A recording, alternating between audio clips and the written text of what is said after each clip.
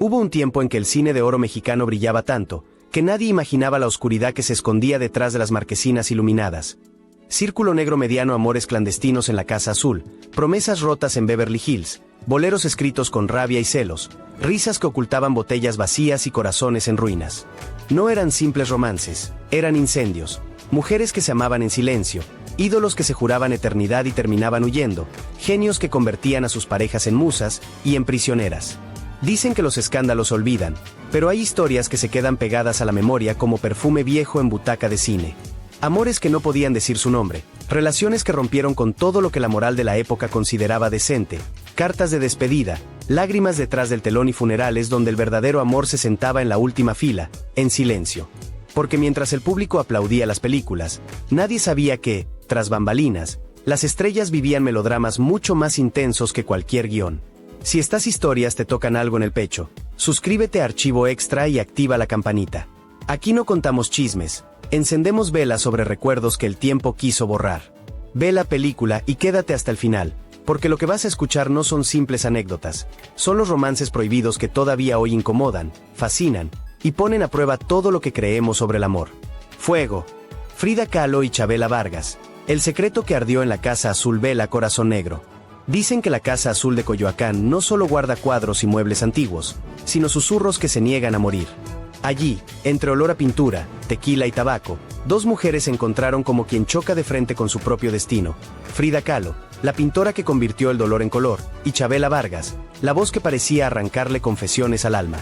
Fuentes de época y testimonios de la propia Chabela cuentan que, después de conocerse en reuniones bohemias, ella se fue a vivir un tiempo a la Casa Azul junto a Frida y Diego Rivera, y que en ese espacio pequeño, lleno de fiestas, celos y madrugadas en vela, empezó algo más que una simple amistad. Para el mundo, Frida era la esposa del gran muralista, la mujer de las cejas unidas y las flores en el cabello, la que soportaba infidelidades y transformaba la traición en arte. Pero para Chabela, según relatan crónicas y entrevistas tardías, fue otra cosa, una revelación, un imán imposible de resistir. La prensa de entonces apenas se atrevía a insinuar, pero con los años la propia cantante hablaría de esa etapa como un tiempo de felicidad absoluta, de sentirse amada sin condiciones, cantándole a Frida cada día desde el estudio de la casa mientras la enfermedad avanzaba, como si su voz fuera una especie de hechizo contra el dolor. Claro, en un México conservador, la sola idea de dos mujeres amándose era dinamita pura. Por eso, lo suyo fue una pasión a voces bajas y miradas largas, conocida en los círculos artísticos pero casi innombrable en público. Algunos documentos y recuerdos señalan que Chabela no soportó del todo compartir el corazón de Frida con Diego, ni la sombra de sus otros amantes, y que un día simplemente decidió irse, abrir la puerta y no volver, dejando atrás la casa, los cuadros, y un pedazo de sí misma. Pero el eco de ese amor quedó suspendido en el aire. Años después, cuando hablaba de Frida, su voz todavía temblaba, como si aquella despedida no hubiera terminado jamás. Y si la Casa Azul fue escenario de un amor prohibido que desafió a su tiempo, ¿qué ocurrió cuando el ídolo del pueblo se cruzó con la mujer más incendiaria de Hollywood? Fuego. Pedro Infante y Lupe Vélez. El amor que terminó en titular de tragedia Círculo Negro Mediano. Fuego. Antes de ser leyenda en los altares populares, Pedro Infante fue un hombre hecho de contrastes, rostro de santo, corazón inquieto.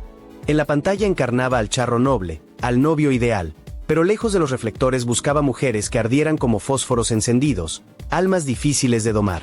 Lupe Vélez, en cambio, era pólvora pura, la Mexican Spitfire que conquistó Hollywood a fuerza de carácter explosivo, romances tempestuosos y una vida rodeada de escándalos, titulares y amantes que no siempre supieron estar a su altura.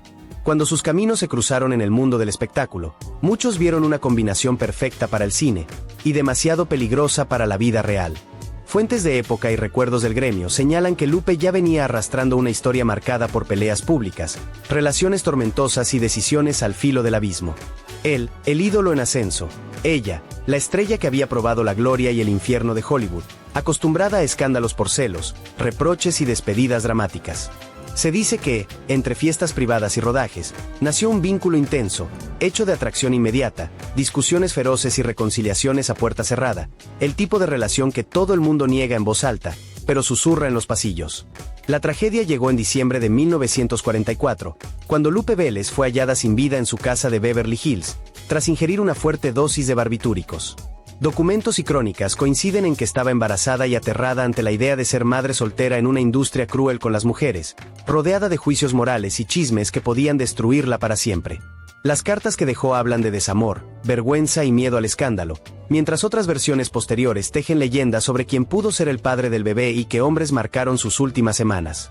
En medio de esos rumores, algunas voces quisieron ligar su caída al recuerdo de un romance con el ídolo del pueblo, alimentando la idea de un amor imposible que terminó convertido en silencio y preguntas sin respuesta. Y si la vida de Pedro se cruzó con un huracán llamado Lupe, ¿qué ocurre cuando la mujer más poderosa de la pantalla se enamora del hombre que escribía los boleros que todos cantaban? María Félix y Agustín Lara, el bolero encadenado por los celos, película Corazón Negro.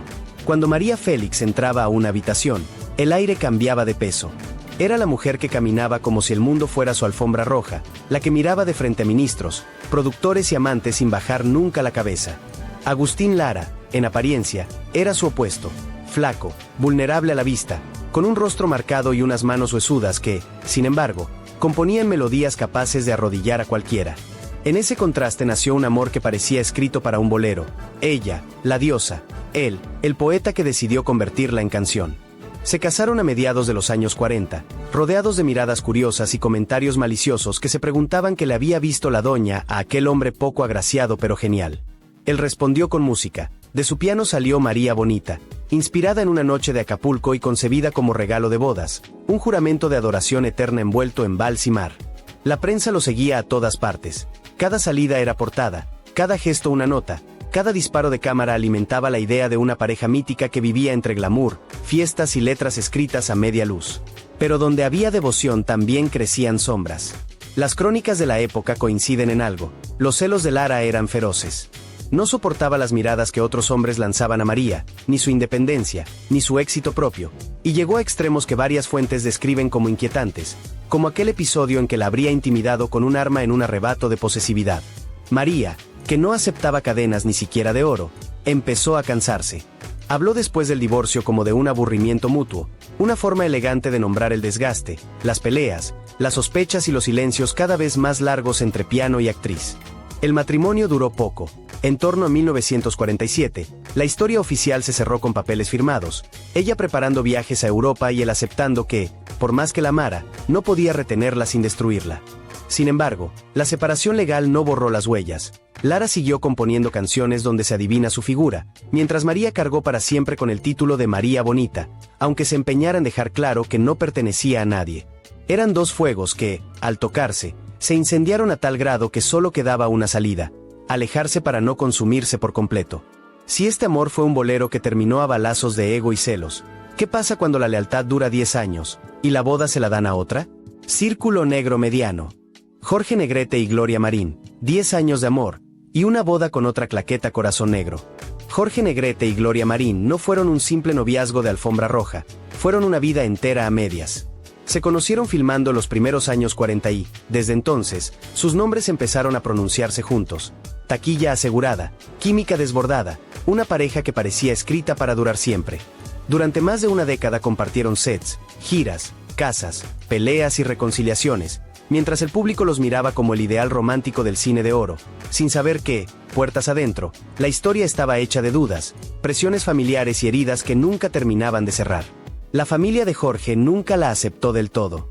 Algunos parientes, según se ha documentado, la veían como una mujer demasiado libre, marcada por un pasado amoroso y una personalidad fuerte que chocaba con la idea de esposa perfecta. Con el tiempo, el fantasma de ese rechazo se metió en la casa, en la cama, en las decisiones. Mientras Gloria esperaba una formalidad que nunca llegaba, Jorge se debatía entre su entorno conservador, su imagen pública y sus propios miedos a comprometerse para siempre. Para colmo, los rumores sobre infidelidades de él con otras actrices y cantantes alimentaban un malestar silencioso, una especie de veneno lento que iba apagando lo que alguna vez fue fuego. Entonces ocurrió lo impensable. En 1952, Jorge Negrete se casó con María Félix en una boda que la prensa bautizó como la boda del siglo, una ceremonia multitudinaria en Tlalpan, rodeada de estrellas, cámaras, mariachis y titulares que daban por cerrado, sin decirlo, el capítulo de Gloria. Muchas crónicas señalan que ella se enteró por los periódicos, sin una explicación directa, sin una despedida a la altura de los años compartidos, tragándose en privado una humillación que el público nunca vio. Aún así, cuando Jorge murió en 1953, apenas un año después de aquel matrimonio, la memoria colectiva siguió señalando a Gloria como el gran amor del charro cantor, la mujer cuya historia con él quedó suspendida en un ¿qué hubiera pasado si?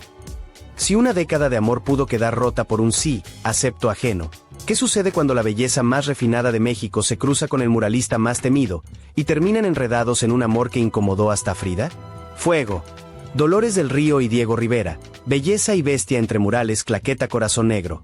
Dolores del Río era la perfección hecha figura, la primera gran diva mexicana que conquistó Hollywood, educada, elegante, con un rostro que parecía esculpido para la pantalla grande y una presencia que imponía respeto incluso antes de hablar. Cuando regresó a México en los años 40, lo hizo convertida en leyenda internacional, dispuesta a reclamar su lugar en el cine nacional, mientras se rodeaba de pintores, poetas y directores que la admiraban como a una aparición.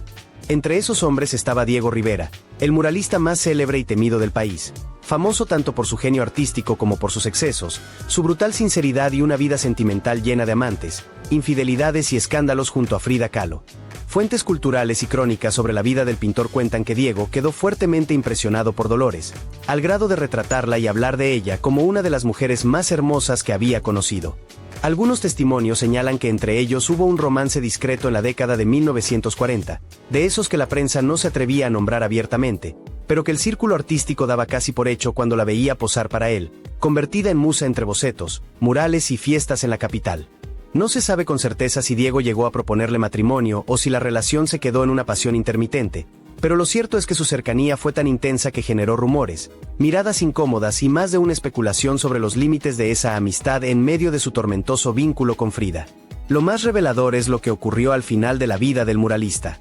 Diversas fuentes mencionan que, cuando Diego ya estaba enfermo y debilitado, pasó largas temporadas en una casa de Acapulco llamada La Pinzona, acompañado precisamente por Dolores del Río, como si ambos hubieran encontrado una paz tardía lejos del ruido de la ciudad y de los escándalos del pasado.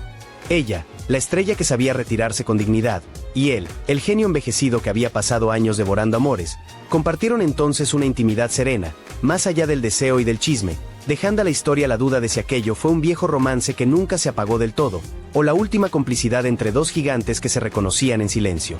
Si incluso la diva más refinada terminó orbitando alrededor del muralista más temido, ¿cómo no iban a chocar también la risa más grande del cine de oro y una mujer que lo amó incluso cuando nadie más aplaudía? Película. Tintán y Rosalía Julián. El amor que se quedó cuando se apagó la risa. Película Corazón Negro. Germán Valdés, Tintán, era el hombre que convertía cualquier set en una fiesta. Pachuco elegante, comediante afilado, músico juguetón, el rey del desmadre fino. Y, sin embargo, detrás de los trajes vistosos y los chistes improvisados, llevaba una vida marcada por matrimonios rotos, excesos, problemas de salud y una tristeza soterrada que pocos veían cuando se apagaban los reflectores. Rosalía Julián llegó a su historia desde otro mundo, cantante refinada, integrante de las hermanas Julián, disciplinada, serena, con una vocación artística propia que fue cediendo, poco a poco, ante un amor que la consumiría entera. Se conocieron trabajando, entre estudios, micrófonos y escenarios compartidos, y lo que empezó como admiración profesional terminó en una atracción que ninguno pudo ignorar. En 1956 se casaron, y ese sí fue un antes y un después. Rosalía prácticamente sacrificó su grupo musical y redujo al mínimo su propia carrera para acompañar a Germán, formar una familia y sostenerlo los momentos en que la bohemia ya no era glamour, sino cansancio, deudas y médicos. Con él tuvo 2 hijos y también una rutina hecha de viajes, funciones, noches de desvelo y reconciliaciones silenciosas después de discusiones provocadas por el carácter impulsivo de Tintán y los estragos del alcohol y el desgaste físico. Cuando la salud de Germán comenzó a derrumbarse por la enfermedad hepática y los años de exceso, muchos se alejaron. El cine ya no lo llamaba tanto, los contratos disminuían y la leyenda empezaba a vivir más del recuerdo que de los estrenos. Ahí fue cuando el personaje se cayó, y quedó el hombre, sostenido casi únicamente por Rosalía. Crónicas y testimonios señalan que ella organizaba tratamientos, acompañaba cada consulta, reacomodaba giras para que él no se desplomara, e incluso ocultó durante un tiempo la gravedad del diagnóstico para que sus últimos meses no fueran de miedo, sino de risa, canciones y una normalidad fingida pero amorosamente construida. Cuando Tintán murió en 1973, víctima de complicaciones de cáncer hepático, Rosalía no dio grandes discursos. Simplemente se recogió con la misma discreción con la que lo amó, llevando sobre el pecho la memoria de un hombre que hizo reír a todos, y que, cuando dejó de hacerlo, solo tuvo a una mujer firme tomando su mano. Estos romances del cine de oro no fueron simples escándalos para revista de chismes, fueron batallas íntimas entre el deseo y la moral, entre la libertad y el que dirán, entre la gloria pública y la soledad de puerta cerrada. Frida y Chabela desafiaron el tabú del amor entre mujeres. Pedro y Lupe quedaron envueltos en la niebla de una muerte prematura. María y Agustín demostraron que ni el bolero más bello puede salvar un corazón enfermo de celos. Gloria amó a Jorge incluso cuando otro nombre apareció en el acta de matrimonio. Dolores y Diego habitaron la frontera borrosa entre musa y amante. Rosalía sostuvo a Tintán cuando el aplauso ya no alcanzaba para pagar las cuentas del cuerpo. Porque, al final, el verdadero escándalo no fueron sus romances, sino la intensidad con la que se atrevieron a vivirlos en un tiempo que prefería la hipocresía a la verdad. Si alguna de estas historias te removió un recuerdo, una vieja canción o una escena en blanco y negro, dale like y comparte este video con quien aún crea que el amor de antes era más decente. Aquí, en Archivo Extra, encendemos una vela por esas pasiones que el cine quiso maquillar, pero que la memoria se negó a enterrar. Vela, fuego si quieres que sigamos desenterrando secretos del cine de oro. Suscríbete y cuéntanos en los comentarios. ¿Qué historia te dolió más, y por qué?